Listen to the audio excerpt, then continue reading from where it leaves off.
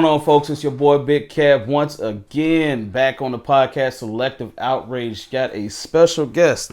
Whole lot of people know him. Whole lot of people know about him. Jamaican Red. What's going on, my brother? What's going on? What's going on? What's going on? Man, I appreciate you coming through, man. Yeah, definitely. Man, look. So we're gonna get right into it, man. You said you wanted to get on the podcast, talk about some things. The things we were talking about on the phone, I was like, yeah, I'd like to put that on record. You know, go ahead and put it on camera and see what you're talking about, man. So let's get started about a little bit of your past, because some people know you, some people don't, but nobody really knows your past. Just kind of introduce yourself, kind of tell us who you are and what you're about. Well, I was born in Brooklyn, New York, a well-known neighborhood called Bedford-Stuyvesant, the home of Jay-Z, Biggie, Lil C's, Kim. Papoose, just a bunch of stars come out my neighborhood, and also probably the most violent neighborhood in New York in the 1990s. Literally, I always tell people that Bed-Stuy made New York murder capital of the world. Damn. You know what I'm saying? So, growing up in it wasn't easy. Went overseas when I was a baby, grew up in the islands, the West Indian islands. So people call me Jamaican Red, but I'm not a Jamaican. You know what I'm saying? Let's kind of clear that up. I used to be around Jamaicans, so you start to carry that title. Yeah. But I am West Indian affiliated through family background. Okay. You know what I'm saying? I got you. From one of the West Indian islands. Like they got Trinidad, Barbados, all of those are West Indian islands, including Jamaica. Jamaica's part of the West Indian islands as well. So I'm from one of those little islands out there. And I grew up over there. Then, my mama brought me back to Bed-Stuy when I was about 7, and from then I had a good life. If you want me to go into my life story, I'm gonna break down a little something, because eventually we'll get into the thoughts about the hood, how I ended up in the hood, what happened to me and stuff like that. But I was one of those that didn't have to go there. Okay. So we're gonna dive into your past right here a little bit. Yeah, definitely. Right. Yeah, definitely dive into it, brother. Yeah, so I was one of those that didn't have to be in the hood. I grew up in a great family. So as a younger boy, I was tutored by my aunt, very, very educated woman. Mm-hmm. She's very successful. Husband is very successful, and real success, not the average. And she was tutoring me for a while, but eventually, eventually she had to go off to college. So when she had to go off to college, I had to eventually go back into Bed-Stuy with my mother. Mm-hmm. Now, my mother worked a lot to take care of me. And while she's working, I had opportunity to hit the streets. Now, the education is not there no more. And that's why I'm big on education. I'm very big on education, because I know, like, all my little cousins end up going to Harvard and MIT. Damn. You understand? I stayed in the streets. You understand? And, those are top colleges in the U.S. You know what I'm saying? They're very, very successful people right now. So when you say your education, tell us what type of education you received as a young man. Well, as a young man, my aunt tutored me every day. Mm-hmm. And this was like going to a rough school when you get home. Oh, okay. Ain't do no plan. Mm-hmm. Like, so, she was on top of us. Like, every day, we didn't come home and get to go outside and play with the rest of the kids. When we get home, my aunt got a special table in the house, probably about this thick, right? And that's where we sat at every day. You come home without homework, she create homework. Damn. You know what I'm saying? So, this is my everyday life. And at that time, when I was in school, all grades, A's, hundreds, everything. Nothing less. You don't come in that house with nothing less than that. So, like I said, it was a great experience.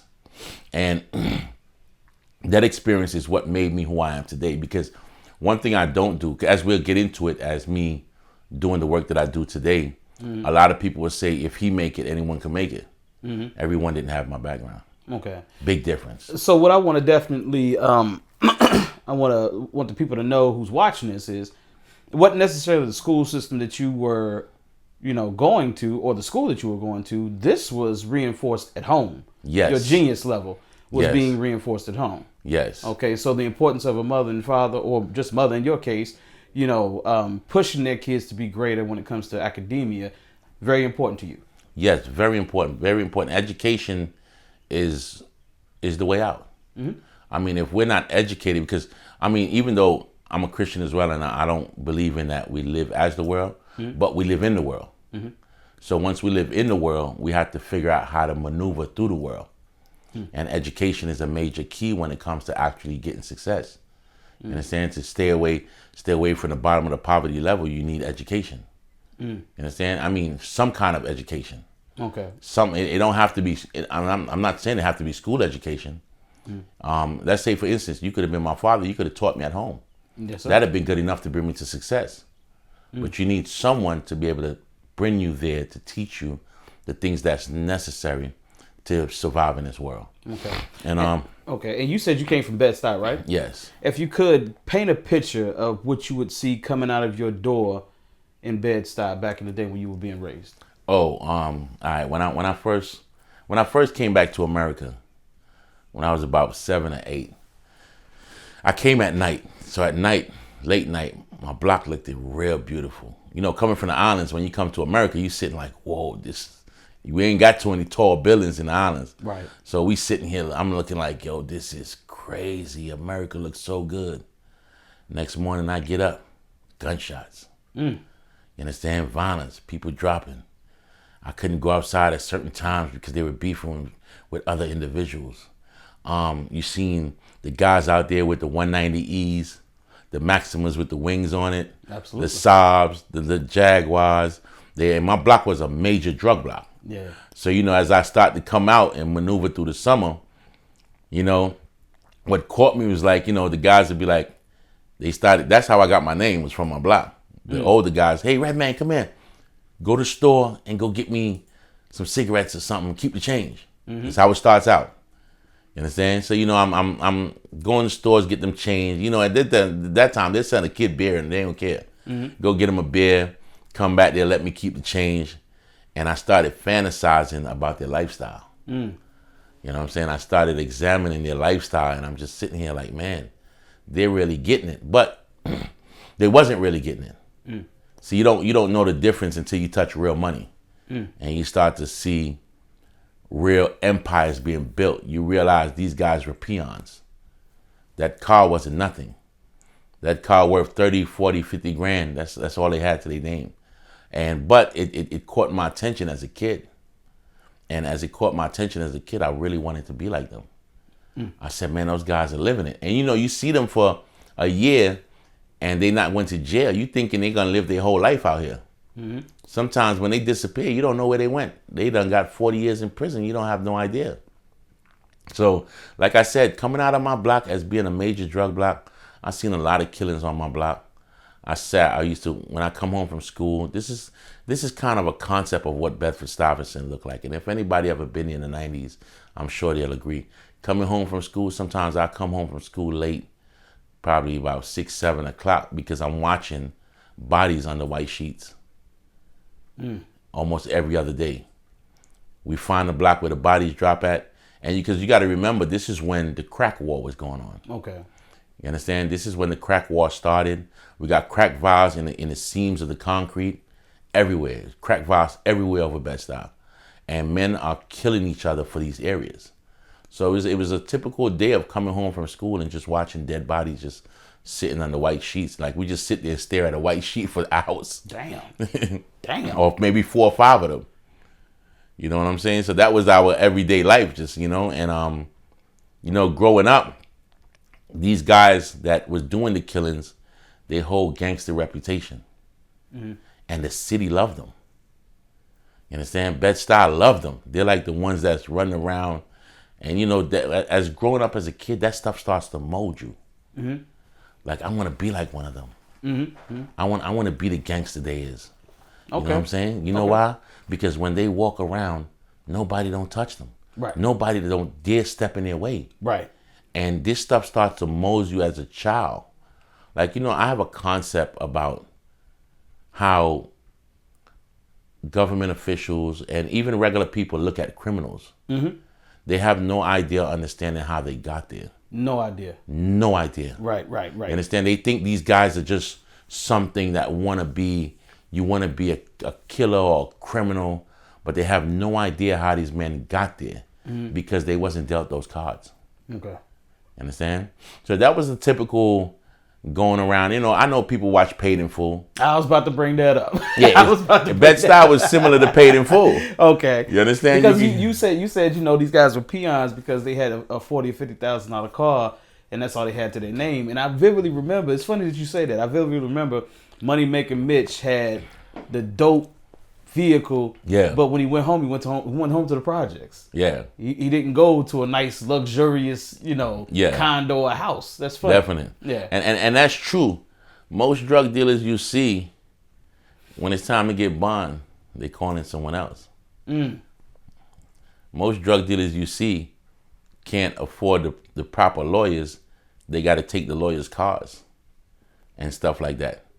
You understand? I mean, this is I've been in jail, and I've been in the system, so I got a chance to see individuals who couldn't even pay lawyers, who couldn't even find a way out of that place. Damn. You understand where I'm coming from? And they had to scrape up from their homeboys to actually get there. So sometimes they glorify these individuals when actually these individuals have never seen no money. Now, are there some that have seen some money? Yes, don't get it wrong. There are some guys that have really seen some money in these streets, but they're the very few. Most of the other times, everything else is just a smokescreen that you're seeing. A facade they put on like they got it when they really don't got it. So that's not real. Well, for the most part, like you said, it's not real. Yeah, definitely not. Okay. All right, man. So you kind of painted that picture of Bed-Stuy and what Bed-Stuy was, or maybe still is in New York. I don't know. I haven't been to Bed-Stuy in a minute. Yeah. Last time I saw Bed-Stuy, it didn't look bad. I guess because it got gentrified a little bit. Oh yes, but yeah. But yeah, you're giving us that picture. Go on, man, and keep telling your story. Yeah. So like you said, Bed-Stuy look a little bit different now. Yeah.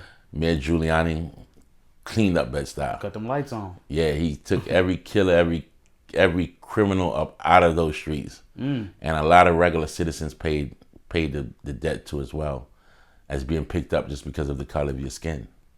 And you're talking about the stop and frisk. Yes. Okay, go ahead and go ahead into that. Yeah, I was a victim of that. Oh, really? Many times. I was so used to going to jail in New York. I called my mom and she'd be like, "Where you been? I ain't heard from you in 3 days." I just came out of jail, Mom. She was like, all right, she done got used to it. So, I mean, just doing nothing. Right. Just walking the streets, being a black man, and the cops pass by you, and you look at them, they look at you, they jump out on you. And you better not say nothing to them in New York. And, I mean, this is why they had so much violence against them as well. Because they didn't know how to deal with the people. So, in an environment where out of every 3 people, 1 is a killer, these cops had to be careful. Because they were actually mentally and physically abusing the citizens. And like I said, he cleaned up, so it became a whole different place. But that was before I actually left Bed-Stuy. I mean, that was after I actually left Bed-Stuy. Because I was happy to see the cleanup in the long run, the aftermath. But a lot of people lost jobs, homes, and stuff behind what Mayor Giuliani did, because they were picking up every and anyone, and holding you downtown for 3 days just to run your fingerprints, just to see if you're a criminal. And people got real jobs. Now they just disappear from their job for 3 days. Their boss is like, "What's going on?" They come home, they don't have nothing. So you telling me they was picking up brothers and sisters, locking them up for 3 days? Yes, in Central Booking. This sounds eerily familiar to what we're seeing with ICE now. Yes. So it was happening to black people though. Oh yes. But wasn't no outcry like it is now. Yeah. Hilarious. And the thing was, because when they pick you up, they got a paddy wagon. It's a big van, so everybody get thrown in that van. That's ICE. Right. Yeah. So listen, I know my community. I know who the criminals are. Right. When I get in there, it might be 2 or 3 criminals and 6 regular citizens. Wow. And they're there crying, while we're just sitting there as this is normal to us. Right. And believe me, a lot of them came home, lost their job, lost their career and everything. Destroyed a lot of families, man. Good God, man. All right, so I appreciate you breaking that down, what you saw every day. Let's dive into how you got introduced into the game. I remember you were saying that it'd be a dope boy seeing you down to the bodega or the store, and they say, "Hey man, go ahead and give me this, this, and this. Keep the change." Is that kind of No? Well, my choice of coming into the dope game at the age of a very young age started from me having $50. And a lot of people seen the empire I built, and they would think to themselves, they would never know that started from $50. And I had $50 one day, and I said to myself, I need to make some money, just like those guys on my block was doing. So I had the $50. I walked down the block from my house, and I seen someone that appeared to be a crackhead. And I asked him, I said, "Hey, come in. Let me talk to you for a second." He's like, "What's up?" I said, "Man, I got $50. I want to buy some crack and make some money." His eyes popped wide open. "All right, let's get this done." And we went. I got the crack. I knew someone that had some. Got the crack. And he told me, he said, "Listen, I need you need a plate, some razor blades, and some 12 by 12s, right? Which is the little baggies." Okay. We went ahead and got those. I didn't even have the money to get that stuff because I only had $50. I'm a kid. And we went and got the stuff. We went to my house. We went to my mama's house. We chopped everything up, bagged it up, went out there. So for $50, we made $100. And he actually sold it for me. You know what I'm saying? So I think we made 120 when we bagged it up. I gave him the 20, kept the 100, and went back to the guy and spent the 100. And from that day, I never stopped. From that day, it was a keep going because I didn't buy nothing. I wasn't like the average drug dealer who bought a whole bunch of fancy clothes and stuff like that. I mean, what people seen in Roanoke was the aftermath of where I came from. But they never seen the sacrifice. They never seen the sacrifice in the streets that I made when I was young. Okay. You understand where I'm coming from? So people might say, "Hey, oh, he didn't wear fancy clothes." And no, at one time I lived like an addict. Okay. I wasn't on drugs, but I looked like one of them for a long time. But guess what? My money was moving more and growing more than everyone else. Because and that's the problem with especially black men when they're into the narcotics trade. They spend all their money on material things instead of actually learning how to invest it in the proper things. And yes, as I came up eventually, did I spend a lot of money on material stuff? Yes, I did. I regret every bit of it. I probably would have been $15 million strong right now if I didn't do that. 15 million. Yeah, probably more than that. You understand? And I regret it. Like I as fast as I made it is as fast as I blew it. So like I say, I got into that game. The crackhead started selling the drugs. We started moving up. Next thing you know, probably 6-7 months later, I'm spending $5-6 grand. But I'm continually going back in the pot. I'm not blowing it. So instead of buying Jordans, you're actually saving to Yes. re-up on Yes. larger quantity of what you're going to sell. Yes. Now, what you did say, if I could just butt in here for a second, you were saying that you were a young man. You didn't put a number on this. How old were you, brother? Oh, I was probably 13. You was 13 years old? Yeah, 13, 14, somewhere around there. When you said to yourself, "I got $50. I want to be like the dope boys. I want to go out here and sell this joint right here so I can make me some money." Yeah, probably around 13, 14, somewhere around there. Damn. I mean, in my neighborhood, that's late, though. Whoa. All right, hold on. I'm from Roanoke. You know what I'm saying? So explain that. Explain that. Bed-Stuy, 11, 12, they jumping out there. So 11, 12, they jumping off the back porch. Yes, you know what I'm saying? Because you got to realize, how half of the guys that's jumping out there, their mothers are addicts, pops are drug dealers. And I feel for that community because no one knows what it's like to come from that. And all we do is judge. You understand what I'm saying? Instead of realizing these kids were dealt these cards. Right. You understand? They didn't ask for this. Right. They didn't ask to be born. So like I said, in my community, the guys are starting pretty young. But the problem was, at that age, once they start getting into the game, they don't have no sense of how to save their money. You know what I'm saying? The first thing is first they want to go ahead and buy all the nice stuff. And then, that's how they start. Not saying that they won't make it, but they'll make it, but they'll never really see the real big picture. Okay. You understand? So 11, 12 years old, and you're correct in saying that, all we do is we judge these young brothers and sisters, or we'll just say young brothers for the most part. We see them out here selling whatever they're selling, and we say, oh, they're destroying the community and everything. We don't understand that background. You know what I'm saying? Now, you yourself, from what you said, you had a pretty good, a solid. You just chose to make the money. I didn't belong there. You did. Right. But like I told you earlier, right? My education is what led me bypass so many drug dealers when it comes to success. Because I learned education. I was smart. So I had the hood stuff in me, and the education. When you put them together, you're unstoppable. Yeah. You understand? And that's what they didn't have. They didn't have that education. They didn't understand saving. They didn't understand keep building and building for the next future.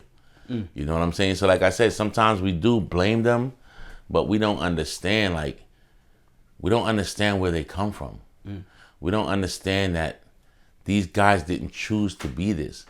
If they were from a household of both parents that's living in the suburb, I could guarantee you, if you took them to the hood and you put both of them side to side, you'll see two different pictures. Yeah. You see one with a pistol busting that gun or selling drugs, and the other one in the nicest school becoming a doctor or something. It's just your environment. And I'm gonna be honest, I'm not the big slavery thrower. Like, how guys rely on slavery, but this is the sting of slavery. Break it down. All right, so, and I'm gonna give you a little experience about being in prison. We have these, and when I'm saying, I'm not just saying white people, because people like to blame everything on white people. No, it's not that. Because we have some black people that act worse than white people. Yes. You ever went to a black prison and you're black, you'll see what it's like. Okay. You understand? So we have these guys who have actually never been in the hood, don't know what the experience is like, and they automatically, once they see us, they fringe up on us once they see us. But they don't know what the experience is like. So you meet these guys in prison. So just so particularly one time, I had this white guy. Well, let's just say I don't deal with color. I deal with the heart. It don't matter if you're white or black. I understand. But yeah, I'd like to make that clear, because some people, they dwell on racism big time. I'm not into that. That's a waste of time. Yeah. Because let me tell you something. I always tell people, when Black Lives Matter was marching, 60% of those people was white people that was behind us. Absolutely. You understand? So he said something about how we always try to rely on slavery. Right. And I had to really tell him something. I said, let me tell you something. When they released us from slavery, right? And they released you with 3 of your kids, and no one is hiring you. What would you do? This is what I asked them. What would you do to feed your kids that next day? Anything, by any means. Anything. I said, so what? Black people started stealing from stores, from everything, because they didn't have nothing. Right. And this is a sting that stuck with us. And from that, it went from that sting to actually committing crime, to get money, real crime. So, as the aspect, a lot of people don't see it like that. I asked them, I said, listen, if you were released from slavery and your children were hungry, what would you do? Would you go into a store and steal a piece of bread?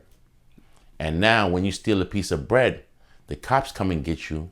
Oh, he's a criminal. We need to put him away. Right. No, the man is trying to feed his children with the only thing he knows how to do it. Right.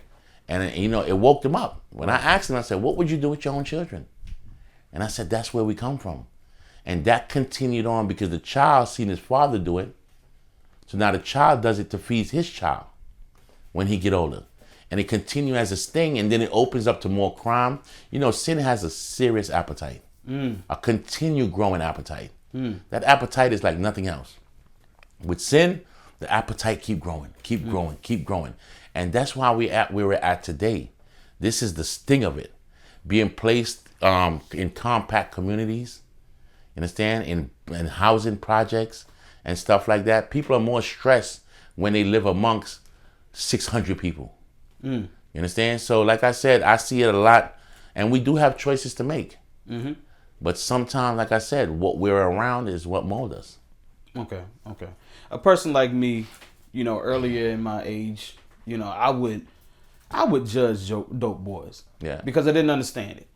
I came from a dual parent household. I came from a house. I never lived in the projects. Yeah. I had a backyard. I had a front yard. You know what I'm saying? I had a pops there. Showed me, good from bad. I had a mother there that was a wonderful, that's definitely still to this day, still a wonderful mother. Amen. So at the end of the day, I didn't have to go through any of that. So I would look at the dope boys and be like, man, damn, bro. Y'all really out here doing crazy stuff. Not saying I didn't get anything crazy, but y'all out here really destroying the community, man. What the hell going on? And I never really got introduced into what they were going through until I started volunteering in Charlotte. And I had to walk into some of these houses to where we had to get some of these kids out to mentor them. And I was like, open up the refrigerator, nothing in here. Nothing in it. They got, it's been apartment complexes I had to go to in Charlotte where the damn windows were boarded up. Mm-hmm. You're thinking to yourself, this is condemned.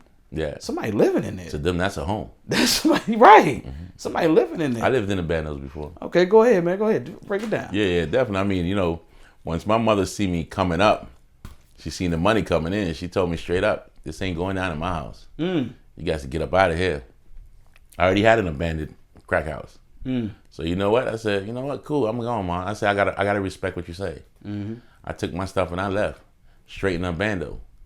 And you know what? I made more money living in the bando because I'm there 24 hours now. 24 hours, right. So that just elevated me up. Damn it. Yeah. So I mean, it became regular life living in an abandoned building. You know what I'm saying? I mean, we find buildings in New York that ain't nobody living, or a crackhead might own that don't got no, and we give them an offer. And next thing you know, we got cluckers walking everywhere all night long. So like I said, I understand that, and I like I said, I didn't have to go there, but it just became my life. So what you just said is you had a mother that actually cared about you. Oh, yes. That gave a damn about you. Loving mother. Yes, sir. Yes, sir. Yes. So that was, and then see, this is what I really want to ask you. I don't know if you see some of my Facebook posts, but what I say that dope boys are the sacrificial lamb to niggas. And what I meant by that is I meant that nobody cared enough about him to get him to stop. The only person that would do it would be their mother. Yes. That'll be the only person. But once the money starts rolling in, nobody gave a damn about him enough to say, hey, this only going to end two ways, Red. Either you going to be locked up or you going to be dead.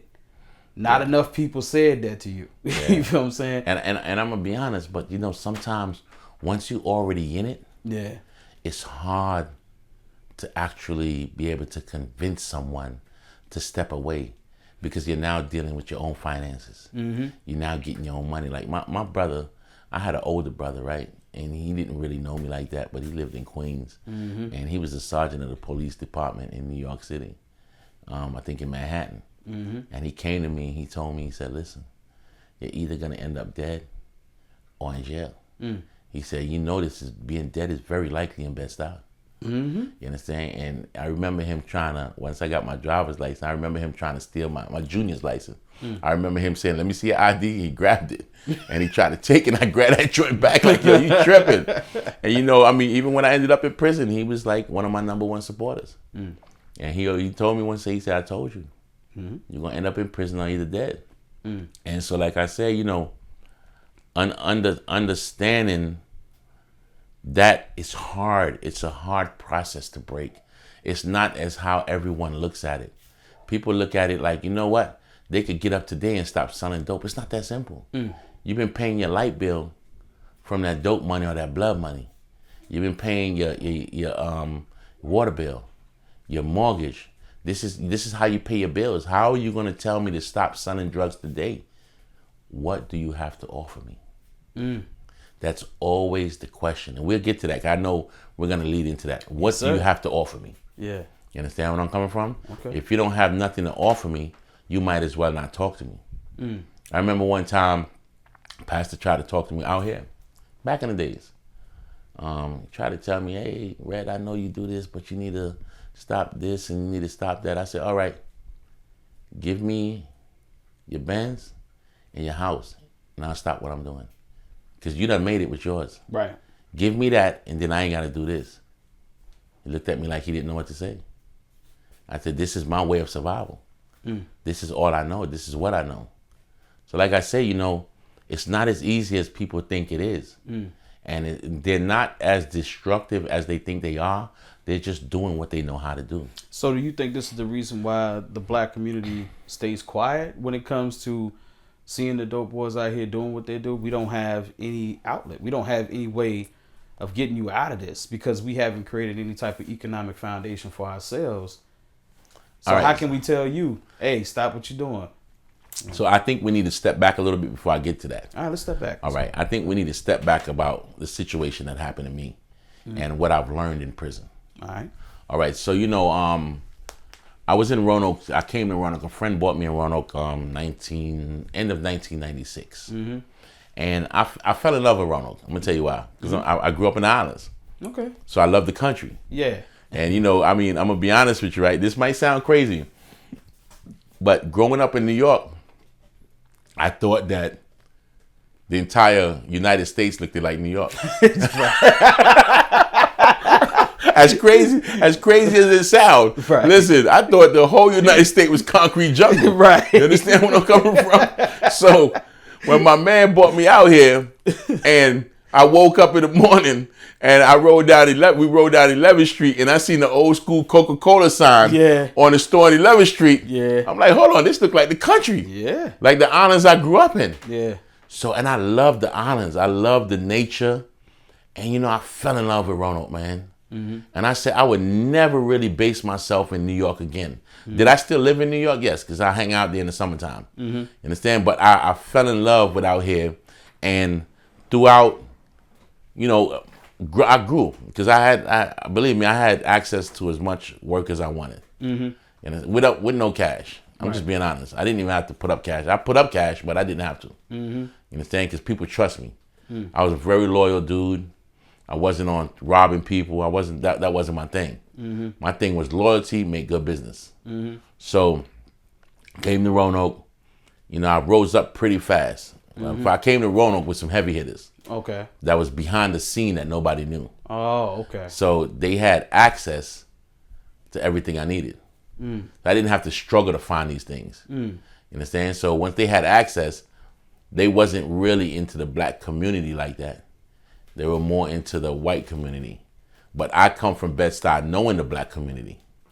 You understand where I'm coming from? So once I knew the black community, I said, hey, let me get some of that. I'm going to show you what to do with that. Drop it in that water, rock it up, took it to the community. Next thing you know, that's the beginning of the empire. You understand where I'm coming from? They eventually end up leaving this place and was expecting me to go with them. And I'm like, no way. I'm not leaving this place. And it just so happened I had a plug before I met them guys. A real plug. Not that nonsense plug. I'm talking about when they buy Porsche, they buy 5 of them all different colors. Damn. You understand where I'm coming from? That's from New York. So I called them up like, yo, I got a city. They like, because they want to know where I've been. I said, I've been in the South. I got a city.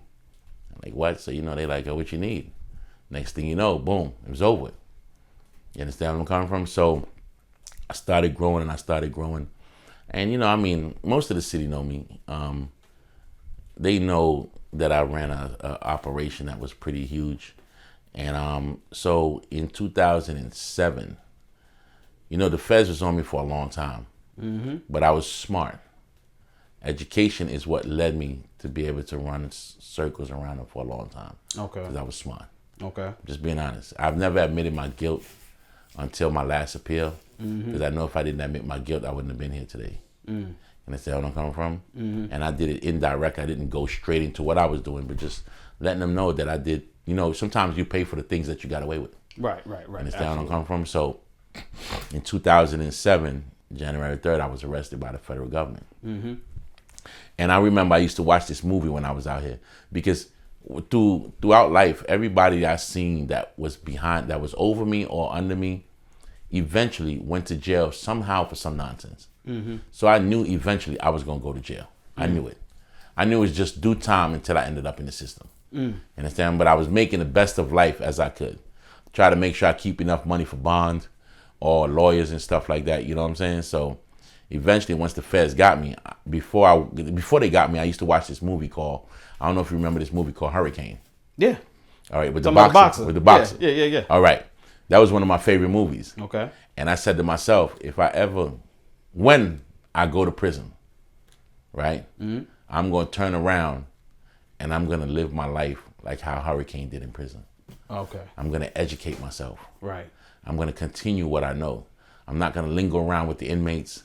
You know what I'm saying? I'm going to get myself in the books, figure my way up out of there. You understand where I'm coming from? And actually do what I'm supposed to do, the right thing. So I get arrested January 3rd, 2007. You know, for real, I'm going to be honest with you. At the time, the feds really didn't have a case on me. It was just some nonsense. But I thought that because of my other cases that I beat, you know, I had shooting cases and stuff like that I beat. I said to myself, hold on. I got money. I can take care of this. Money going to take care of this. You're not realizing this ain't the state no more. Right. This the feds. This the big boys. Yeah. They don't care about money. They make the money. Right. You understand where I'm coming from? So once I started studying and stuff like that, first thing is first, praise the Lord, I found Christ in there. Immediately, because of my background. And one day we'll do another podcast on that. Not because this is not. Oh man, you coming back? No doubt. This is not a spiritual podcast because you know some people might say, "Hey, he's crazy what he just said," but the way I've seen the hand of God in prison, nothing like I see out here broke me. So, like I said, you know, went to prison, and the first thing I did, I started educating myself. You know, like my old chicks in them on the streets. Mainly one, she'll start sending me a bunch of case law. And this occupied my day. You understand? I start reading the case laws and I start learning stuff. Because the education room in the jail at the time did not have even the main statutes that they captured us under. Which was the 841A, 924C, and 922G. Those were ripped out the books. So now I had my old chick sending me a whole bunch of paperwork. Just printing off cases and send them to me. I tell her 841. She print 841, file out 5 cases and send them to me. I started studying to get an understanding of the system that's holding me. And I end up liking the law. And I'm gonna be honest, reading was my worst subject. Okay. But guess what? I went reading crazy when I was in that joint. Right. You understand? So what happened? I said to myself, hold on, they really don't have no case against me. I'm going to trial. You understand? I'm saying, what they gonna do? I'm a first-time offender because I've never been convicted of anything, right? My firearms were legal, the ones they found. What can they do to me? You understand? So I went ahead, took them to trial. Let me tell you something. That jail is the most serious jail I've ever seen. I had dudes popped up out of nowhere shortly before trial. Said they bought 20, 30 kilos from me. Some even up to 150.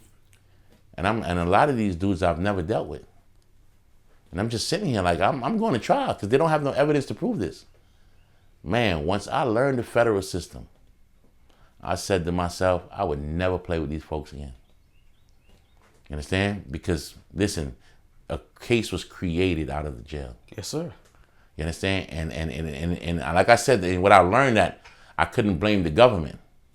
I had to blame our peoples.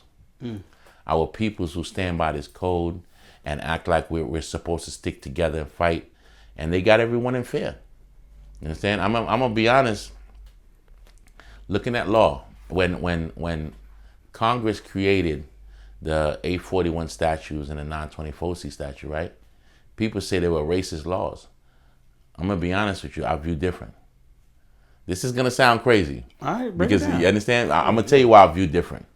Because nobody's seen me when I was 12 and 11 sitting out there every day watching White Sheets. Right. That's why these laws was created. You understand? So, and this wakes people up, what I'm about to say. So, it was purpose. Those drug laws was created because of violence. Because the violence that stemmed behind the drug selling and the crack spots. How many people are dying over it? You know what I'm saying? So, because these things were created like that, when they started the conspiracies and they started picking up our neighborhood on these drug cases, they realized that the gangsters folded on each other. Now, what happened as time passed, the prosecutors started taking advantage of these laws. You understand? They started picking up guys that they know are not killers and treat them like they treated the guys in the 90s. Make them fold on each other. So if the killers folded on each other, picture what's going to happen when they're not killers. Right. Everybody's folding. Everybody folding. Right. Everybody. You understand? So like I said, that's how my case was actually built. And like I said, when you're actually watching how a prosecutor build a case, like I'm gonna tell you something that's so funny. When they hit one of my spots, they got my photo album. When I'm going to trial and preparing for trial, I know they had the photo album. It never crossed my mind. The photo album was something I never thought about. Right. You understand? But then when I went to trial and realized these photos with all these cars, these foreign cars and stuff like that, was the way they supported what these guys were saying on the stand. So the smallest thing is a photo album. The photo album was what they're gonna use it. It's like you said, you playing with the big boys now because it's the feds. Yes. Yeah. And they got a projector. Yeah. I remember when my lawyer walked up to the stand, my lawyer had to take the pictures off the projector every time because they got the pictures up there with me with all kind of machine guns and all kind of jewelry on, $500,000 worth of jewelry on. You know what I'm saying? So, and they question people about the price of the chain that I had on. One guy said $500,000, and I'm just sitting here like, yo, the jury's looking at this like, he got to be a drug dealer. Gotta be. So if they didn't convict me for that crime on the stand, they were gonna convict me for the things I got away with. You understand? Because they knew that lifestyle wasn't an affordable lifestyle with a regular person in Roanoke. So like I said, I really got convicted of a photo album. Like today, when I see everybody put things on Facebook, I be sitting here like, these guys are crazy. Right. You understand? That's going to be the same tool that convicts them. And see, that's what we were talking about earlier. Yeah. We were saying if you were in the game now, different. It's a whole different. And for whoever's listening, if you in the game, because I know a lot of y'all going to be watching, a lot of young bucks going to be watching and everything. If you're in the game now, there is so many things looking at you. Listen. It's impossible to get away with now. If you're getting away with it, you're one of them. You're one of the feds. It's crazy you said that, right? Because I had committed a crime back in the days, right? Yeah. And, I'm not going to say what the crime is. I've committed a crime back in the days. And I was driving the other night, and I was thinking to myself, like the things I got away with, how God was merciful with me. Yes, sir. To have me here to speak to you today. Yeah. You understand? And I thought about the crime and I said, listen, if that was today, there was no way I was going to get away with that crime. No. Because guess what? One of those cams on that door was going to pick me up leaving the scene. Ring doorbells are everywhere. Yeah. You understand? Right. I thought, I don't know why it crossed my mind, but I said to myself, if this was back in the days, I would have been got with that crime. Yo. Because what happened, they couldn't tie me to the scene. Right. You understand? That's it. They would have went down a block. Can we see a view cam? Yeah. All right, there goes his car. He's gone. Yeah. You understand where I'm coming from? Yeah. Let me interrupt you. So, it was funny. I was making a drop over there by the projects.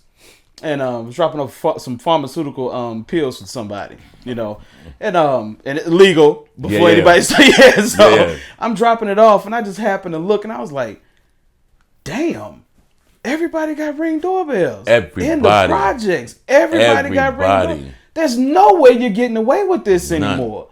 Go ahead with your Impossible. So, what I did, I tell you, having money can blow your head up. So I got arrested. I'm still stacked up with the bread. You know what I'm saying? So I'm like, I'm taking a trial. Hey, they blew my head off in that trial. Life sentence. Whoa, you got a life sentence? Yeah, they gave me a life sentence. Damn. And at first I'm thinking to myself, you know what? I'm studying. I'm going to beat them. This is what everybody thinks, right? But really, I ended up coming home because God gave me a promise. I never want people to think that I did this on my own. God made a promise to me the day I got sentenced. And I'm going to talk about that promise. And for when we do go into the spiritual aspect of the next interview or whatever. Yeah, we're definitely going to that. I just don't want to touch on that too much. So, since I was the first time a friend of my lawyer had already convinced everyone, my family, even myself, that I'm going to get 25 years. The most. like you've never. But I knew my partner had just got hit up. He took a plea and he got 25 years. So I'm kind of wavering on it. You know what I'm saying? So everybody's convinced that I get 25 years the most. Right? So, the morning I woke up, it was time for sentencing.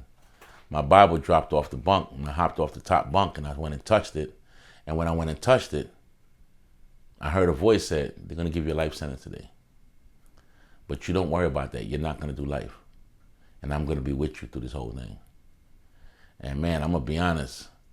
I knew I heard from God. And I went into that courtroom, and I'm anticipating, what is this judge going to say?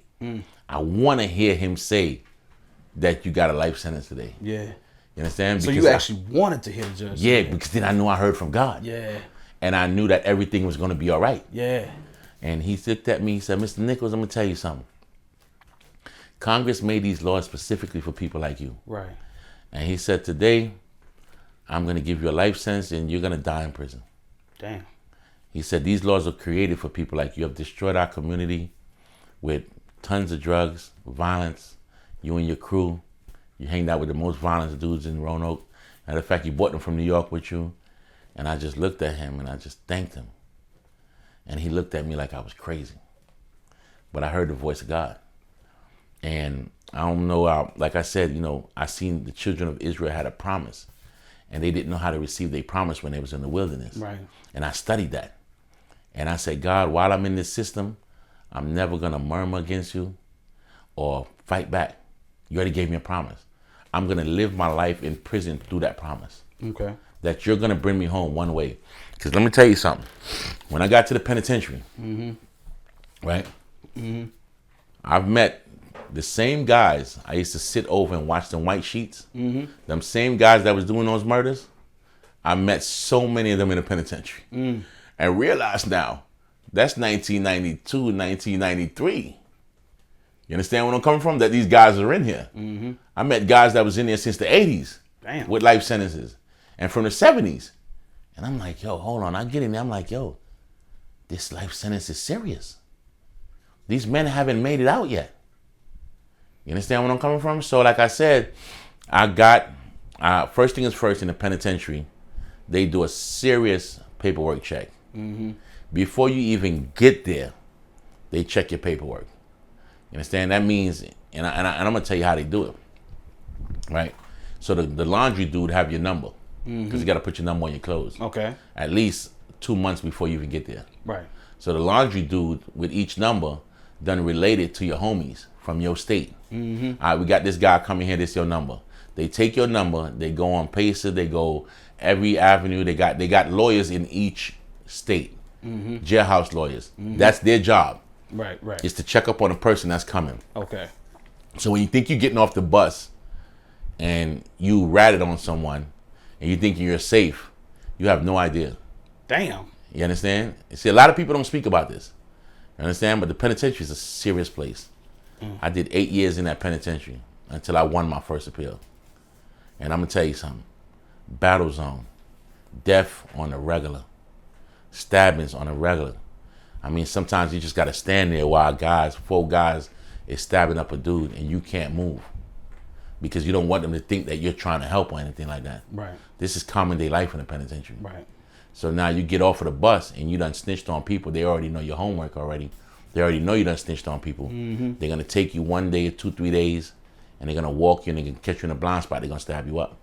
Go into that a little bit more. All right. So now in prison, what a lot of people don't know, there is a low, right? There's a camp first. Then there is a low. Then there's a medium. And then there is a penitentiary, which is high risk. Penitentiary is no joke.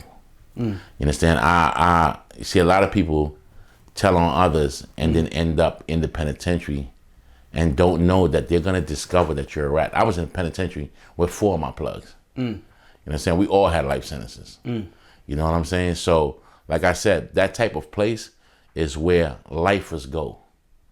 Do you know what it is when you got 20 years, trying to make it out in 20 years, and you around a set of lifers? It's a whole different ballgame. Lifers don't care. What it is to give a lifer 40 years for 2 murders in prison and he already got life. What you gonna tell them? You're gonna serve life in 40 more years? Right. You already got life. Right. You understand where I'm coming from? So Yeah. the environment in the penitentiary is very, very, very violent. And for individuals that know what I'm talking about, they ever been to places like Big Sandy, Lee County, they'll understand. I'm talking about at least sometimes 4 stabbings, 5 stabbings a week. And you got to be very, very careful with the drama you start. And I'm going to be honest, a lot of the killings is over alcohol, drugs, and stuff like that. You know what I'm saying? But like I said, if your paperwork ain't right, you're not going to last 2-3 months there. You're gonna go and check yourself into the hole and spend 14, 15 months in the hole. That means 24 hours 23 hour lockdown, 1 hour out to work out. Right? You're gonna spend that time there until your custody level drop so you can get to a medium.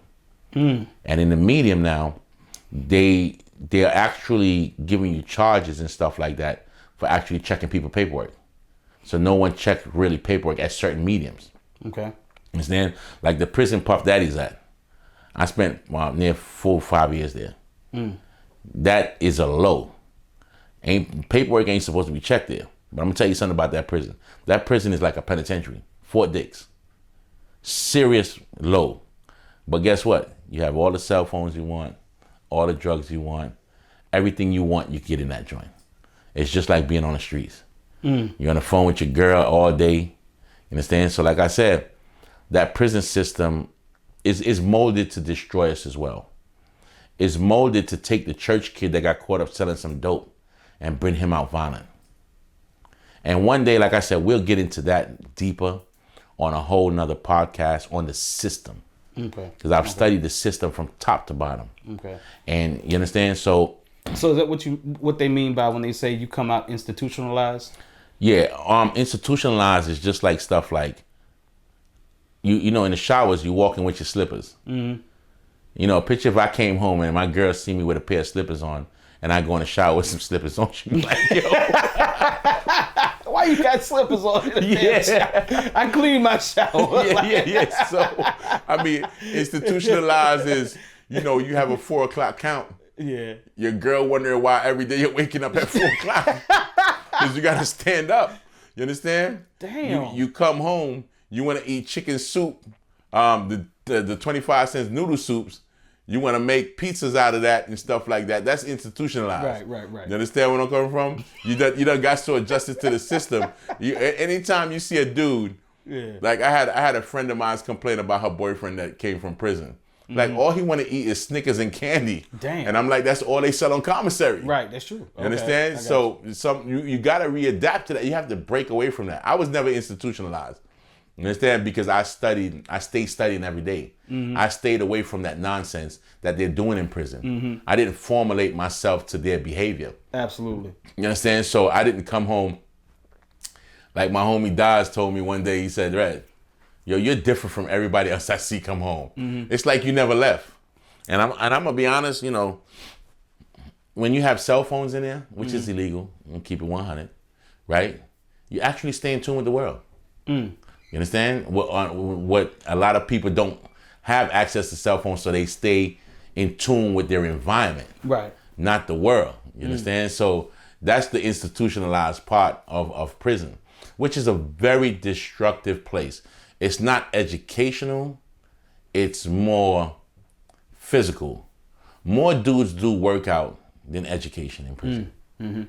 So, you know, they try to get me to get on the workout stuff with them. And I said, listen, bro, I'm not planning to go home and be a gym fitness trainer. I'm using this when I get home. So what we do is different. You understand where I'm coming from? So like I said. And you ain't need to anyway. You big as shit. Yeah. I first seen you, I was like, damn, this dude big. Yeah. I would love to lose some weight, of course. Nah, I'm talking about tall and you big. You got big ass hands and everything. So like. You've been a ball player. Yeah, so it's like, you know, you get institutionalized because you're controlled by the masses. Yeah.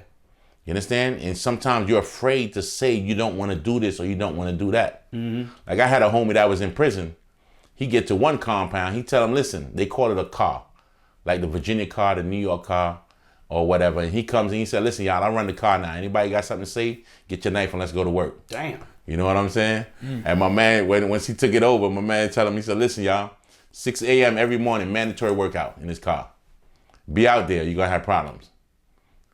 So the dudes, they not ready to go up against him. So guess what? Where they at 6 o'clock? Every morning, 6 o'clock, they on the yard, working out. Right. He's out there training them. So I say, institutionalized thing, it can be pushed upon you. You know what I'm saying? It all depends. You got to be strong, man. That's a very strong place. So while I was in there, I got into ministry. And I'm not going to go into this part because that's going to be another podcast. That's not a podcast, yeah. But I got into ministry and I took it serious. I used to fast for 30 days every other month. Sometimes I was even fasting for 60, praying, just asking God to reveal himself to me. And in about 2015, I started a ministry. But I came out of a ministry already where I seen the supernatural power of God. And I'm talking about seeing demons cast out of people, every disease that passed before these brothers being healed. And I'm not talking about medical. I'm not talking about medicine. I'm talking about laying hands and stage 4 cancer gone. Daughter, I remember a pastor from the streets came in one day and we prayed for her. His daughter, she had like 2 weeks to live. He came back a month later and he fell before our feet and was just crying, thanking the Lord that the cancer just disappeared. And my man had to tell her, who was the pastor at the time, hey, listen, stop. You're worshiping me. I didn't do that. Jesus did.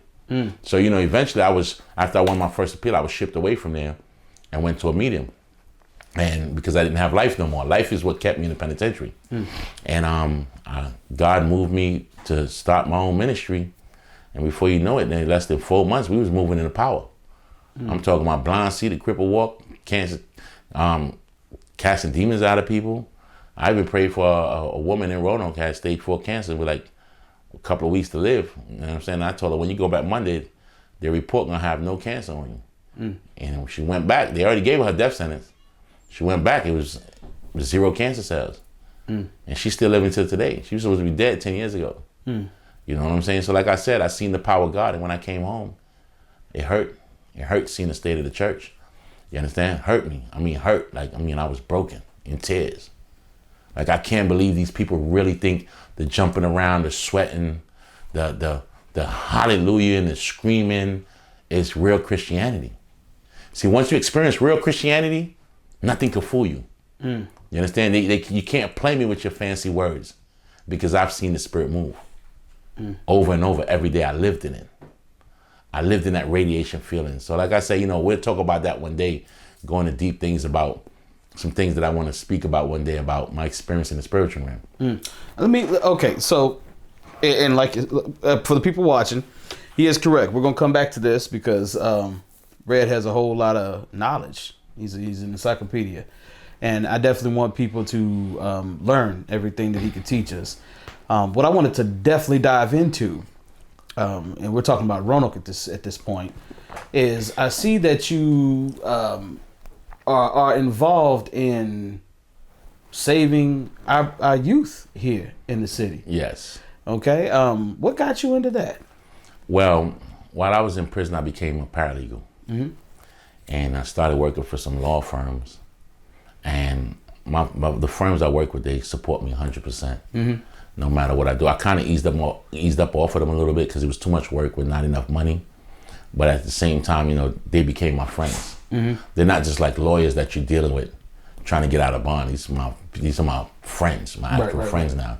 We have become so close that we talk to each other regularly. It's not like calling a lawyer. Right. And through the education of the system, I said to myself, when I won my last appeal, which was in 2020, they left me with 4 years left. So I try to move to Pennsylvania, right, and New York, right? But once the probation officers in those states reviewed my case and seen that the case characterized me as the leading drug dealer of the Western District of Virginia, they was like, oh, hell's not, he ain't coming to our city.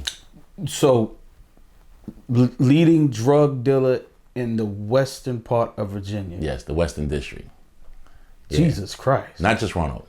Everywhere. I know. Everywhere. That's where I'm going to. Yeah. Charlottesville, everywhere. You understand? So once they seen that, they was like, yo, we can't have him in our community. Because for real, I'm going to be honest with you, I wanted to go live with my aunt, the one who raised me and tutored me. And she was open to it. But they discriminated against me because of my case. They was like, yo, we read his record, he was violent.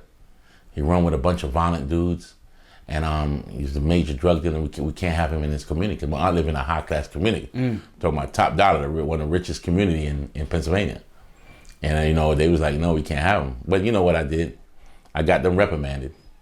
You understand? Because they didn't really realize who they was playing with. Right. So I got the probation officer reprimanded, and then you know, me and my aunt, we talked, and she was like, I brought it to her attention. I'm like, do you think it's safe that I come there and be under that probation officer now? After I got the reprimanded from the other court. And we was like, nah, because they're going to try to put me back in jail. Right. So I'm like, man, I got no choice but to go back to Roanoke. And I felt like God allowed that for a reason. Because I'm going to be honest, my courts told me, listen, if you want to go to PA, you go. They can't stop you. We're overriding them. Because I drew a complaint on them. And so I was like, you know what? I'm headed back to Roanoke. And you know, this is one thing that scared my mother and a lot of my family, that I would come back to the same city that I used to live in and caused a lot of drama. But I knew it was for a reason. Like, my mindset is completely different. My mindset has been renewed. So I'm not sitting here like, oh, I'm mad at the government. I'm mad at the people who testified. No. I spread love to everybody. You understand? Because let me tell you something. Sometimes when we look at something that's happening for a purpose. You understand? Because God has purpose in everything he does, even when it looked bad. So once I came back, I realized how, I don't even know how to say this, how much damage I've done to this community. That's one thing I realized. When I see the young boys that's losing their mind out here with that pistol, when I see the guys still out here selling drugs, when I see how ran down our community has gotten, I realize the effect that my drugs and my training to the little younger guys, their fathers, their mothers, has destroyed this community. So I made a vow to God that, you know what? I'm going to fix what I destroyed. You know what I'm saying? And it's not the easiest task. And I'm going to tell you why it's not the easiest task, because while I was in prison, I sat under some white collar dudes and I studied white collar crimes because they were there. I mean, these guys run through millions. I mean, like, you know, I thought I was balling. I was like a role model for the drug dealers in prison. Oh, he used to live like this. He did this. He drove that. He did this. He wore this. You understand? He lived in these house, fish tank, wall to wall. You know, everybody talked about me in prison. And, you know, sometimes that get to you. You want to step up to that, right?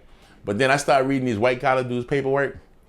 328 million, 200 million, 600 million. I'm sitting here like, hold on, we was peons out there. Yeah, I can give you statistical data on that. So I compared between retail theft. Retail theft costs America about $350 billion a year. White collar crime costs America $1.7 trillion. 100%. So as I'm in there with them, yeah, I'm like, yo, listen, how did you make that kind of money? One dude owned a foreign car lot. Yeah. You know what I'm saying? With about 10 million worth of cars. Yeah. You know what I'm saying? All through schemes. You understand? So I started watching them and I'm like, yo, we started talking because they love me. I'm going to be honest. The white collar dudes love me because they look at me as a thug, but a thug that's smart and want to learn. You understand? Like, I studied the stock market, everything when I was in there. I studied everything I could touch on. I studied. My everyday life was a book. 20 hours a day. The police used to ask me, when do you sleep? Because all you do is study every single day, all day. Right? So after sitting under them, I met a lot of dudes who own nonprofits. And these were the dudes that was really raking in the money. And they showed me their schemes. They showed me how they made all this money and never really touched the community. Well, 501c3s? Yes. They showed it to me. They said, listen, this is how we do this, right? They go around the neighborhood and write up paperwork like they met certain kids. Bring them in. They get grants. They've been doing this for a long time. And they never really done no work in the first thing is first. I'm not saying that. I'm not saying nerds are bad. You understand when I say a nerd? A dude that never even touched ground in the streets. You don't understand it. But these guys are claiming to fix the community and never touch ground. never walked amongst a drug addict. But you have drug addict programs. You understand where I'm coming from? Where there is no drug addict in them. And these men showed me how they work the system. And if you learn how the people work the system, you can learn what to be aware of when you move into this field. You understand? Let me tell you something. When I'm not a political dude with all that stuff, you understand? I'm in the middle. But when Trump did that auditing, right? Watch what changed with all these nonprofits you see, even in Roanoke. Yes, sir. Watch what changed. Yes, sir. You understand where I'm coming from? Yes, sir. So listen, I came home and I said to myself, you know what? Let me check out what nonprofits I could get with. Almost every nonprofits I was checking out, they were doing the same thing that I learned in prison from them scammers. In Roanoke City. In Roanoke City. Hurt me. Broke me. Because you know why it broke me? Because lives is at risk. Our little young boys out here killing each other. Yeah. And y'all are taking the money to make y'all life and y'all family good. When that money is to be to protect them, educate them, give them resources. Instead, those resources are going places to people. I'm gonna give you a perfect example. I'm not gonna say no names on this place. Please don't, because I can't afford a defamation lawsuit. Yeah, I would never do that. I would never mention nobody or nothing. I already know you know the law back your hand, so I'm good. So it's like I was examining certain stuff. Like for real. So you know I do a lot of gun violence stuff, and I try to stop gun violence in the community. I actually deal with some of the real, I'm not gonna say killers, I'm gonna say streetways, savages. High risk. Yeah, savages. I deal with the savages of the community. I got you. You understand where I'm coming from? Not the ones that's playing around. Yeah. And I mentor them and I talk to them, and I'm gonna tell you. So what I notice is that whenever the grant money coming up for these kind of violent programs, everybody that sit at the table don't know nobody in our hood with a gun. And men knew that I'm out here talking to our young boys, joining up our young boys that's been after each other for the last 10 years and getting them to sit together.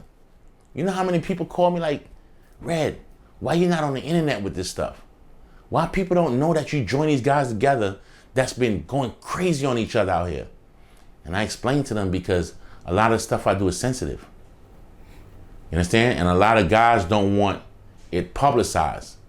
For the hood to know it, yeah, it ain't no problem. But a lot of these guys don't want the attention that come along with them because it's serious consequences behind a lot of stuff that they've already done.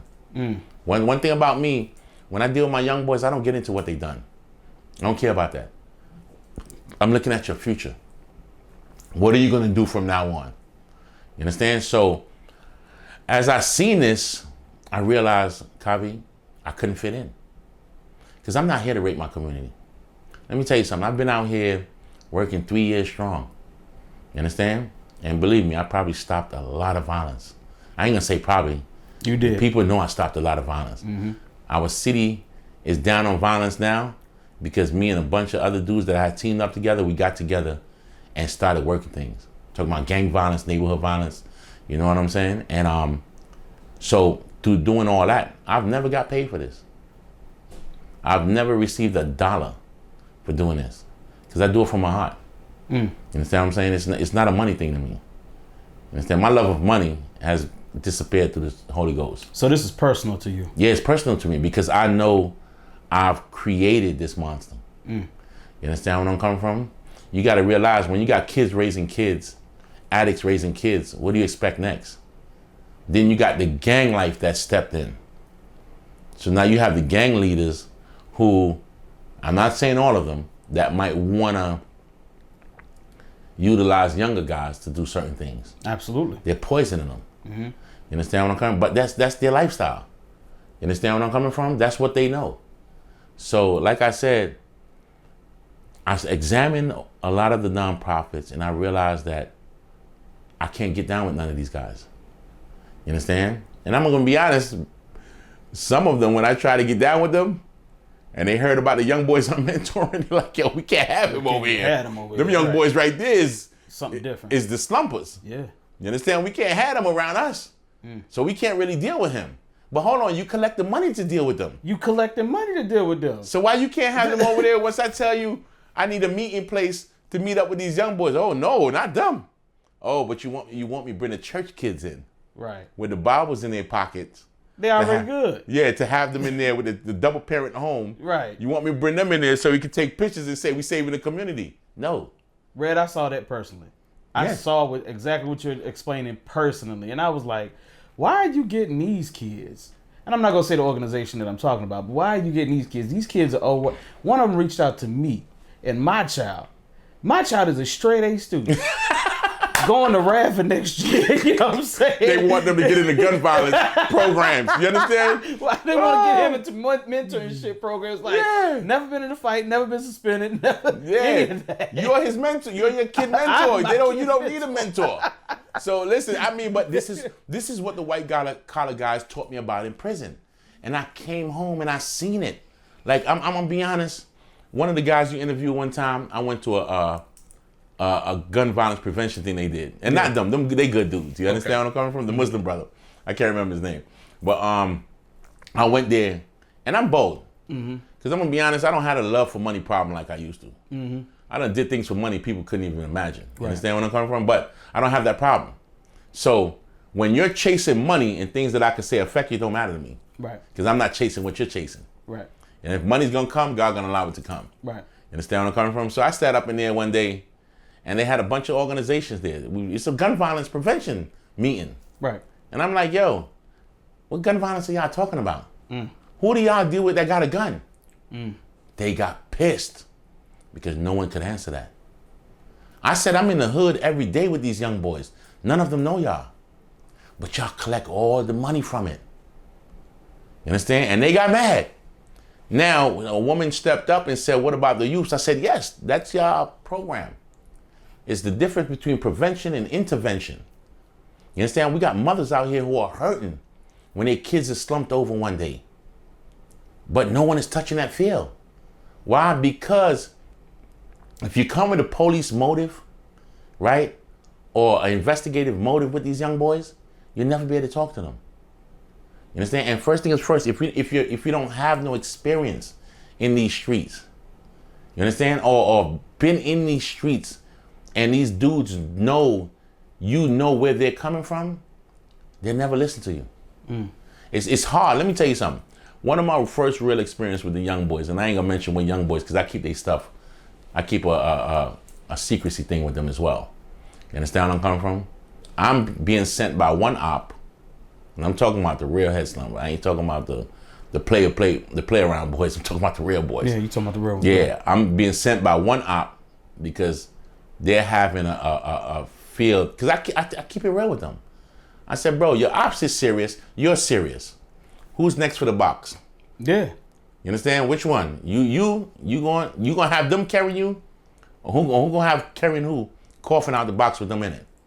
Or who gonna end up in prison for the rest of your life for killing someone over here, or you killing someone who? And I bring reality to them. And I let them know, bro, what happened to me was a miracle beating that life sentence. Because I had a promise from God. And so everybody don't end up like me. So I'm going in the alley to meet these young boys. You know what I'm saying? I'm talking about young boys lined up with behind walls with Dracos and all type of stuff. Because now they know the ops sending me. And they know I used to be involved in violence myself. So they sitting there like, can we trust him? Bro, and nobody in this city got the heart to do that, bro. You understand where I'm coming from? But when I go there, that's why I look the way I look still. That's why you don't see me dress up in a suit, tied up and all that stuff. You know what I'm saying? That's why you see me still look like I'm still a thug, but I'm not. Absolutely. You understand? I'm renewed, but I still look like the people I serve so they can receive me. You understand? So like I said, there's many instances where I had to meet up with young boys and I know they strapped up. You understand what I'm saying? I can see the bulge on them because they don't know if the opposite sending me, can they trust me? But ain't nobody willing to take that risk, but everybody's willing to take the money to do it. Willing to take the money to do it. And I'm just sitting here like, yo, I can't believe this is my city. Everything I learned in prison is now I'm seeing it in live action out here. So I used to do a program with a GVI program. I think the program came out of the city management office. But it was a dude. He used to work with Attorney General office. Joe Carucci, great dude. Joe Carucci, great dude. He used to work for the Attorney General office. Great dude. And the first thing I've examined about Joe is his heart. Mm-hmm. Where your heart is at. Don't come around trying. I told him straight up, if you're poverty pimping, I'm the wrong one to be dealing with. Mm. You understand? Because messing with me, you might get exposed. You understand? Because I'm not in fear of nothing.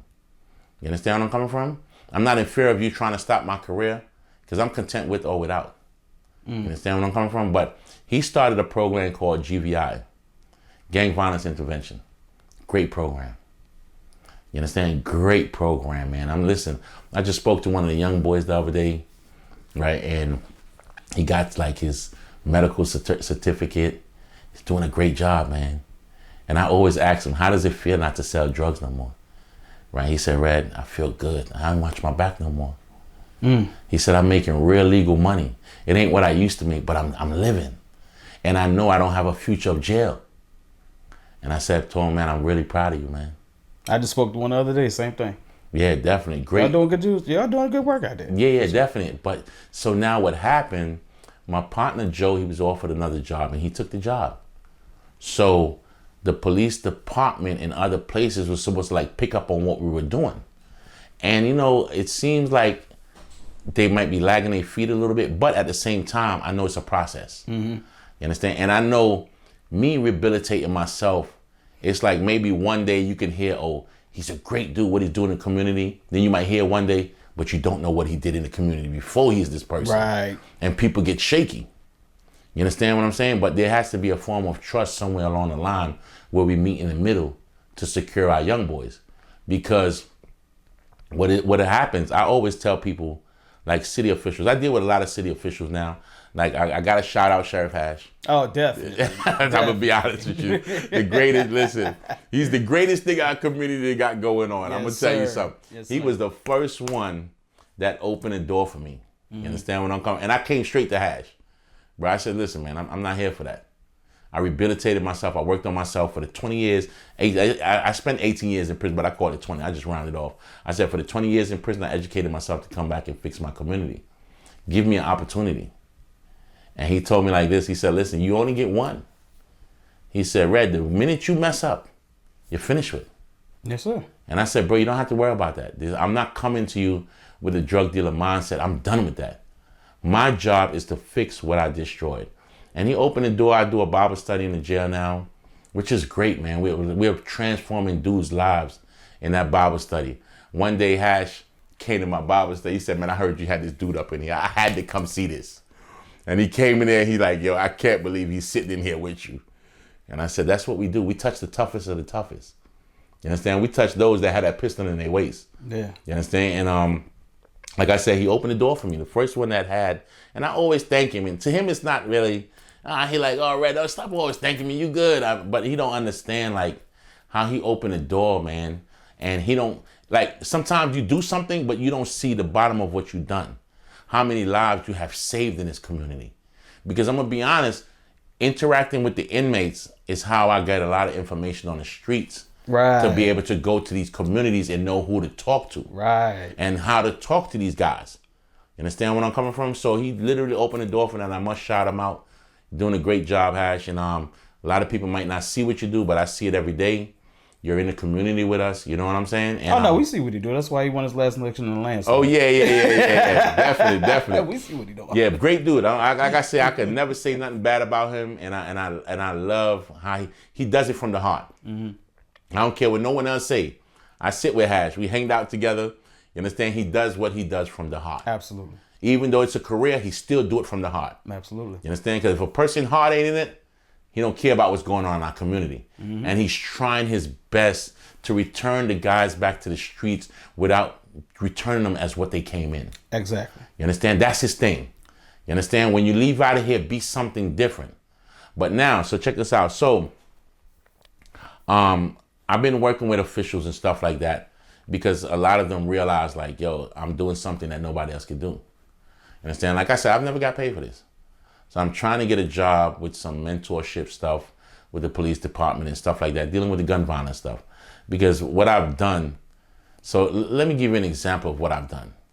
I used to work with the firm. I still work with the firm, but I kind of slowed off with the law firms and stuff like that because it's a lot of work. You get no sleep, no rest on that computer. This office, stay at work. Computer, stay with the fan on. You understand where I'm coming from? So I kind of like told my bosses and my lawyer bosses, like, yo, I need to slow down. So what I did, I got me a work for a carrier at a pharmacy. So it's a nighttime job. But I took a lower paycheck, right, to build what I'm doing in the daytime with the nonprofit. Not too many people is going to do something like that. Ain't nobody doing that. Nobody doing that. But I literally did that so I could have my daytime free in case I got to run out there and go talk to some young boys or stop something from happening. You understand where I'm coming from? So, like I said, nobody's going to do that. Nobody's going to take a pay cut to go ahead and help their community because everybody's for self. Yeah. You understand where I'm coming from? But I know the lives we save out there is precious to this city. It's precious to their mothers. You understand where I'm coming from? And I mean, listen, like this year, if you notice one thing I want to point to you, right? The violence this year, you really don't see turf violence. Come on, think about it. Remember back in the days, one group fighting against the other? Yes. You really don't see that now. No, I don't. You see isolated violence, isolated, right. Your girl might be talking to me and we get into something, boom, boom, boom, or something like that. You understand what I'm coming from? And it's an age demographic difference too. I'm Yes. not seeing the young boys. Because me, and it's not me alone. I utilize our other homies out there as well. We all working together as a group to try to bring our little young boys back to light. But the problem is, Kavi, we don't have the resources. So when I talk to the police department about changing our community, I let them know I really can't do nothing with drug dealing. I could do stuff with gun violence because people don't want to die. Right. You understand where I'm coming from? But if you don't have the resources, how can you stop them from selling drugs? Because the resources is going where? To the individuals that act like they taking care of gun violence. Instead of to our young boys. You understand where I'm coming from? So when I say that, it's like people that does that, right? I don't understand, like, they don't understand lives is at stake. Mothers is at home in pain because you take that money for your family instead of resort it back to our community. You know what I'm saying? These young boys are killing each other. So my thing is, I'm trying to work a daytime shift doing the gun violence stuff. You know what I'm saying? I'm trying to get me a job doing it. That way I don't have to work at night. That way I could dedicate more time to it. You understand where I'm coming from? And it's really been working. That's one thing I can say. You know what I'm saying? Like I said, it's not just me by myself. I got other people involved.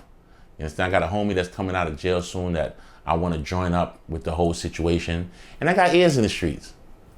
Every young boy group, I know somebody that's connected to them. You understand where I'm coming from? Have I heard from my friends? They'd be like, I might be attacking a certain geographical group that's going against each other. And people be like, Red, stay away from them young boys. Those boys are vicious. And I might search around and hear that from 10 people. And then all of a sudden somebody like, yeah, that's my homie, I got you. We're going to get up. Next thing you know, they stop beefing with each other. That's what's up. Because people have no faith in our young boys. No, they don't. They don't understand when the young boys toting a pistol, they toting a pistol because the opposition is toting a pistol. Right. And they have to protect themselves before they get killed. You understand where I'm coming from? So they're doing what they got to do to survive or live the next day. Absolutely. You understand? So now it needs a reformation from both sides. And that's what we do out there, Kingdom Connect. I'm also...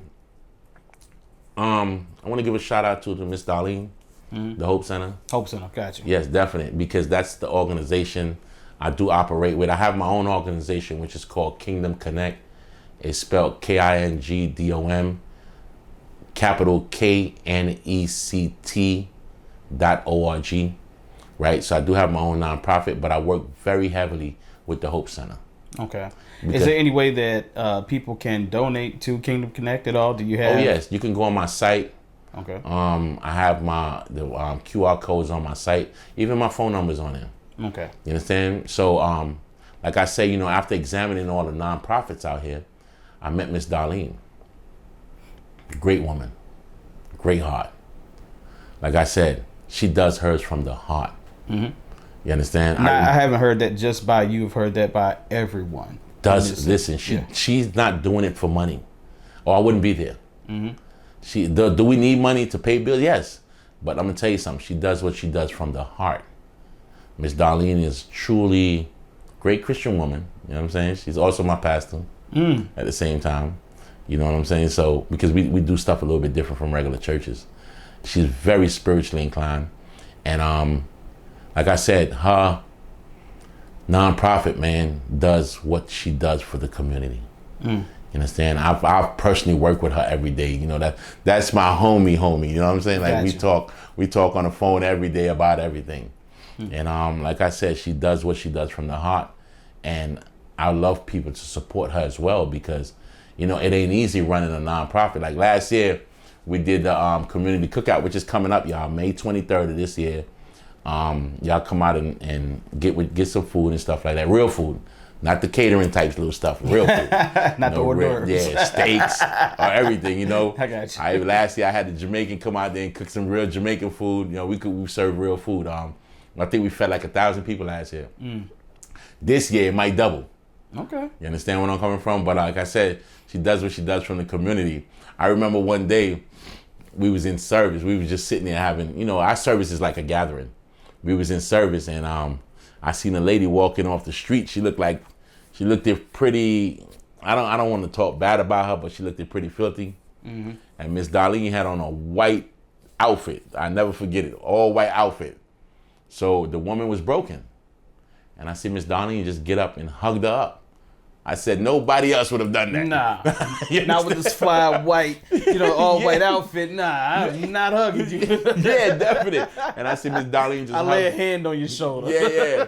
I see Miss Darlene just hugged up and just started praying for her and just gave her a whole bunch of food to take with her. Yeah. And I said, man, this woman really love her peoples, man. You know what I'm saying? Yeah. So that's why I'm there with the Hope Center 100%. So I made sure I got to big up the Hope Center. So right now, we have a new police chief, Chief Booth. I like him. Great dude. Yeah, I like him. Great dude. By the way, I'm coming for you, Chief Booth, for interview. I need that. Yes. Nice. Great. Listen, me and Chief sat down and talked. I went to the I think it was the gun prevention thing in Danville, because he used to be the chief in Danville. Yes, sir. He really helped that community. Yes, sir. Listen, let me tell you, they love Chief up there. Mm-hmm. You understand? They love the Chief up there for the work that he's done. And I mean, it's not really Chief himself doing it, but he links up the individuals that can do it. Right. And he's involved himself. Absolutely. Great dude. So, I've been talking to Chief about us taking a different view of how to deal with gun violence and how to deal with, drug dealing and stuff in our community. Because sometimes you got to be woken up by somebody that been there. Right. And that's the thing that they don't have, because as a cop, sometimes cops look at us as the worst, not knowing we're just a product of our environment. That's it. You understand? So once they start to learn that, you'd be surprised, instead of running down on a young boy in the car vicious aggressively, you could sit down and have a talk with him. Mm-hmm. You understand? And he won't pull that pistol out on you. So these are the things that, me and Chief talk about. And listen, Chief is definitely trying to change the narrative of how police operate in our community. Because I'm going to tell you, our community is afraid of police. Can I go into that a little bit? Yes. A personal thing by you saying that. I got pulled over on Lafayette one night. And when I say, you're going to be like, what? When I say that was the most delightful experience I've ever had with a policeman in my life. So you are correct. Yes, because Chief is changing their demeanor of not to be badgering the people. Right. So the community, Roanoke City, when y'all see him out there, man, show him love, man. He's not what you think when you hear police. Right. Show Chief Booth love, and because he's helped changing the mindset to bridge the gap between the community and the police. Mm-hmm. And when you have someone like that, you got to take advantage of it, because you might never see it again. No, right. You understand? And when his timing is over, you might never see it again. Mm-hmm. So like I said, I'll speak to him personally. I even asked him to invite me to the walks when they're out there with them. Mm-hmm. You You understand? And you know, we're trying to get somewhere doing something together. You understand? So, and I always let the young boys know this ain't about prosecution. This ain't about police coming after you. It's none of that. Let me tell you something. I'm gonna be honest. If the police is on your trail, sometimes you could get them off your trail by switching your life. Yes, sir. You understand? By changing the things that you do. Sometimes, like, you know, I might hear a little buzz about certain individuals, and I go talk to them. I say, yo, I hear your name buzzing. Take this opportunity to give up now and switch it up. So you giving them a heads up? Yeah, I tell them, listen, I heard your name buzzing. If you get a chance, this is your opportunity to stop and switch it. Because when you switch it, what happened? Your name stopped buzzing. Yeah. You understand? So he got out the way. Yeah, right. and I'm trying to be real with them. Mm-hmm. You understand? It's not like I'm coming faking with you. I'm gonna be like, yo, listen, let me tell you something. We had a lot of young boys stepped up and sat down in these meetings that we used to have, and I was surprised to see the young boys that came out sitting there with the our first things first. Another thing I got to give a shout out to Lloyd Merchant and the Reset team. He does a great. I've heard they've been doing big things. Yes, definitely. I've worked with Lloyd heavily. Great dude. Great dude. I mean, from the heart. Everybody I told you about is from the heart. You so understand? It seemed like we're putting the right pieces together. Yes. Yeah. Okay. At this point, Roanoke is coming together on another view of how things should happen. Okay. You understand? Because, like I said, you know, I've been called out to incidents where people thought drama might have popped off, and they called me out the incident to lower it down. You understand? I know the young boys in them. You understand where I'm coming from? And I definitely want more of the leaders. Even listen, like first thing is first, what Kingdom Connect don't do. If you're a gangbanger, we don't tell you to stop gangbanging. We tell you to stop the violence. You understand? Because sometimes when you join a gang, sometimes you can't get out of it. You understand where I'm coming from? We don't ask you to stop being a gangbanger. We ask you to stop the violence so you don't end up in jail behind violence. Do things a little bit different. So like I said, any leaders out there, you want to get in touch with me, you know what I'm saying, make an impact on your community, y'all reach out. All right. So with that being said right there, because we're at 2 hours. So we're going to wrap it up, you know, and I definitely appreciate you coming on to the podcast today. And like I said, this is definitely selective outrage. And for the people out there watching this, keep coming back, because this is what it's all about right here. People who want to do things for the community, who want better for the community, you know, we're putting them in front of these cameras, and we want them to speak. We want you guys to know the knowledge. You know, I hope you enjoyed this whole episode today, because this is an episode because Red coming back. We already know that. You know what I'm saying? Yeah. It's probably gonna be like 27 episodes. Yeah, definitely. But anything you want to leave the people with today? I want the community to stick together and come out. Okay. Stop being afraid. Come on out. Let's launch our voices today, because you know why? People are listening. And when we're together as numbers, and they know those numbers affect things. Without the numbers, we can't move things. We need the resources back to our younger boys and our community. And by numbers, we can get that done and build a safer community. You understand? I rode around Roanoke the other night at 2 o'clock from like on Fridays and Saturdays. There's nothing on the streets, bro. Back in the days, everybody's out there. Everybody's still moving, right? Yeah, everybody's afraid to hit the streets now because of the violence. If we all get together, if you got a son out there that's in the streets that's doing bad, link them up with me. You understand where I'm coming from? And I tell you, I do this on my own personal time. Sometimes I go out to eat with them, just sit there down and talk with them.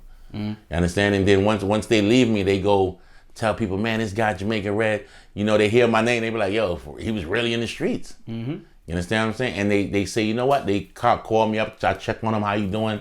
Boom, boom, you got any problems? You know, we talk. You understand? It's not a real educational thing I do, because sometimes they're not educated. They're not ready for that part yet. First, you got to change their mindset. Once you change their mindset, we can get them to do the right things. But like I said, I'm working on actually getting the resources out of our city officials to actually direct them back to our young boys in our community. That's the number one thing. With the resources, we could work wonders. And we need everyone to step up with what my nonprofit is doing in the Hope Center. Get involved with us. We need volunteers at the Hope Center. We're about to have the biggest cookout that Roanoke has ever seen. And we need volunteers. We need help. We need people with ideas. Come on in. Anything you have that's positive, we're willing to open the door for you. Give me the date on that. On May that 23rd. May 23rd. Okay. May 23rd, the community cookout. Okay. Come on out and eat. Y'all gonna love the food too. Oh, they cook it down like country style. All right. Southern style. All right. And for all of you out there who just watched this right here, you enjoyed what you saw. If you want more knowledge, a lot of knowledge, we're going to give you an encyclopedia of knowledge on selective outrage. Keep coming back. Be sure to like, share, subscribe. And you guys have a wonderful day. I love you. Have a wonderful day. Peace. Amen.